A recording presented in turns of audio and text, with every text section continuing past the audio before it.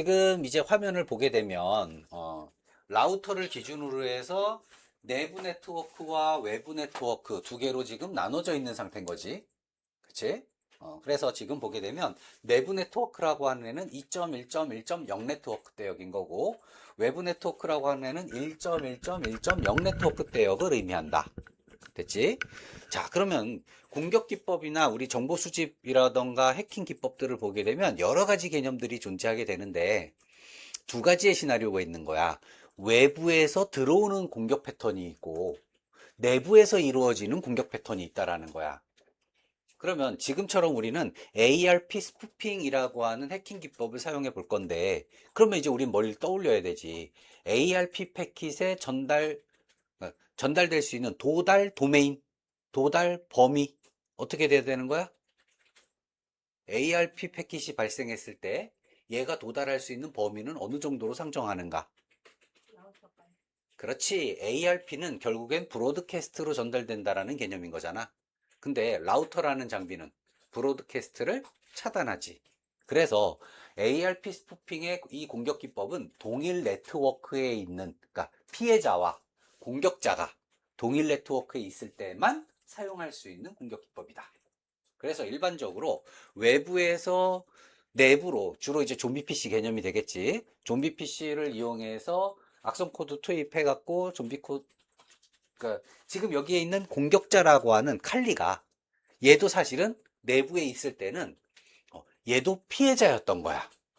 그런데 해커가 좀비 PC에 의해서 장악한 피해자 컴퓨터고, 그 컴퓨터를 이용해서 다시 해커는 이 내부 네트워크를 장악하기 위한 시나리오로 ARP 스푸핑을 활용한다라는 개념인 거야. 됐지? 그러니까 처음부터 해커가 우리 내부 네트워크에 있었네 라는 개념으로 받는 게 아니다라는 거지. 물론 그 외부에서 내부로 들어오는 기법에 대해서는 지금 레드팀들 공격 기법도 준비를 할 것이고, 우리가 이번 프로젝트 완료하고 프로젝트 끝나게 되면 그때는 이제 악성 코드를 생성해서 실제로 좀비 PC를 만드는 것까지 우리가 실습을 다 해야 되거든. 그래서 이제 그때 이제 들어가는 거고, 지금은 단순히 동일 네트워크 상에서 존재하는 ARP 스푸핑이라고 하는 기법에 대한 확인이다. 여기까지 오케이? 자, 그러면 이제 우리는 그 PC2에 있는 칼리지. 칼리에서 이터캡을 이용하여 이제 ARP 스푸핑이라는 공격 기법을 우리가 한번 적용해 보자라는 거지. 자, 그러면 자, 그러면 이제 명령어를 사용해 볼 건데, 자, 일단은 요거부터 우리가 생각을 해 봐야 돼. 자, 공격자 칼리에서 이제 ARP 스푸핑을 이용해서 피해자를 공격할 거고, 그러면 피해자는 칼리를 게이트웨이로 인식해서, IP는 그대로이지만 맥 어드레스가 바뀐다 그랬지. 그래서 게이트웨이로 보낼 정보 트래픽을 칼리로 보낼 거란 말이야. 그러면 이 칼리는 뭘 또 해줘야 된다고? PC로부터 받은 정보에 대해서 얘를 게이트웨이로 보내주는 프록시의 역할을 수행해줘야 된다. 그래서 이 포워딩을 활성화하기 위해서 요거부터 봅시다. 자, 공격 전에 자, 칼리에다가 우리가 설정해야 될 부분이 뭐가 있느냐. 시스템 컨트롤, 시스 컨트롤이야.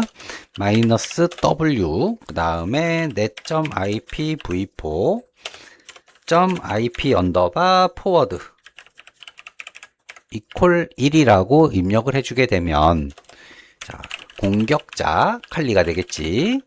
가 중간에서 트래픽을 넘겨받아 라우터와 피해자 사이의 통신이 끊기지 않도록 해야 한다. 끊기게 되면 도스 공격인 거지. 디나이얼 오브 서비스니까. 근데 우리는 그 통신이 끊기지 않도록 중계를 해 주어야 한다. 중계, 얘를 우리는 라우트라고 부르게 되는 거지. 라우팅이라고 하는 게 맞겠다. 중계해 주어야 한다. 됐어. 그럼 일단 이거 명령어는 사실 칼리에서만 쓰는 게 아니라 얘는 리눅스 명령어지. 그래서 우리가 혹시라도 착각하면 안 되는 게 얘가 칼리에서만 되는구나 라고 할 게 아니라 우분투라던가 로키라던가 이런 친구들에서도 전부 다 이렇게 뭐 깔면 되는 거고, 그리고 같은 데비안 계열이니까 사실은 우분투에다가 프로그램 패키지 깔면은 된다라는 거지 사실은. 자, 그래서 일단 중계할 수 있는 거에 대한 준비가 완료가 된 상태지 이제는. 그러면 이제 본격적으로 가보도록 합시다. 자, 이제 보게 되면은 자, 이더갭이라고 쓸 거고, 여기에서 얘를 마이너스, 잠깐만, 이런 바보 같은 일이, 나는 지금 얘를 마이너스 C 옵션으로 준비를 하려고 했는데 아무 생각 없이 갖다 걸어놔갖고 마이너스 T가 돼버렸네. 괜찮을 거야. 믿음을 갖고 해볼게. T든 C든 상관은 없으니까 일단은 그래, 일단 T로 한번 써져 있는 대로 해볼게. 그 다음에 마이너스 소문자 I, 그 다음에 여기는 네트워크 인터페이스. 자, 그러면 이거 그대로 따서 밑에다가 명령어 만들어 봅시다. 그러면 얘가 이더넷 제로가 돼야겠지?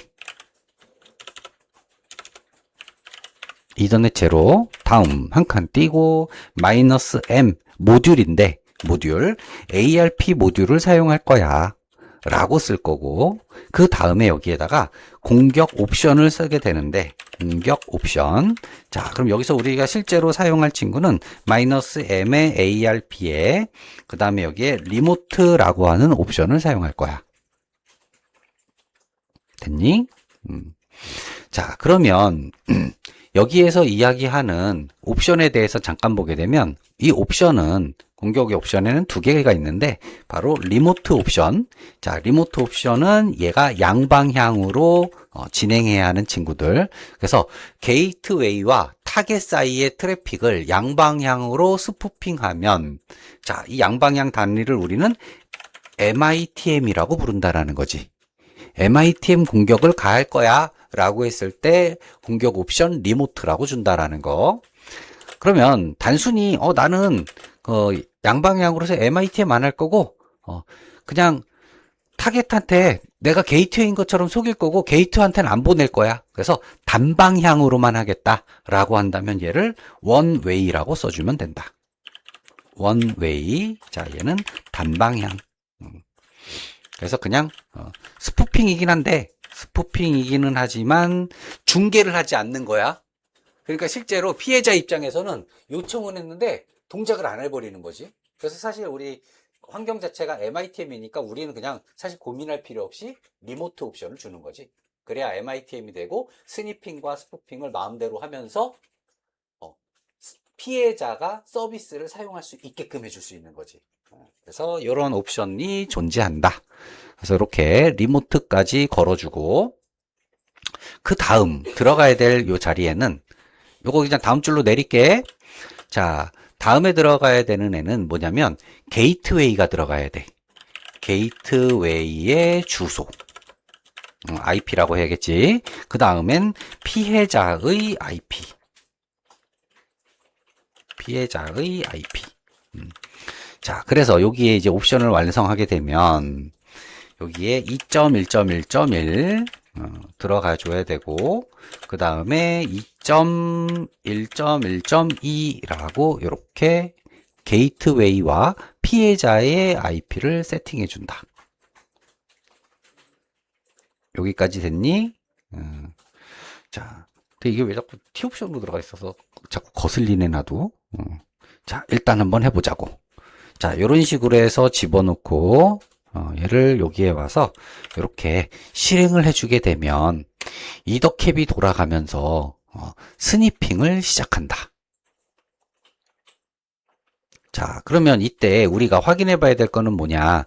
지금 잠깐만 일단 멈출게. 잠깐 나는. 자, 봅시다. 그렇다면 이제 PC 2번이 칼리잖아 지금. 그지? PC 3번이 칼리야. 칼리에서 PC 2번인 피해자에게 ARP 정보를 날리겠지. 됐어? 그럼 여기서 우리가 확인해야 될 것은 바로 이 인터페이스, 그 칼리가 연결되어 있는 인터페이스 상에 회선에서 와이어샤크를 이용해서 패킷이 ARP가 날아가는 걸 먼저 확인해야겠지. 첫 번째. 자, 다음 두 번째. 지금 아직 공격은 하지 마. 공격은 하지 마. 나도 멈췄어. 자, 그 다음 뭘 봐야 되냐면, 자, 피해자인 윈도우 10에 공격 전과 공격 후에 뭐가 달라지는지를 확인해 봐야 될 거 아니야. 그래서 지금 윈도우즈 10에 들어가서, 윈10에 가서 ARP-A를 하게 되면, 윈10이 갖고 있는 ARP 테이블을 확인해 볼 수 있겠지. 그치?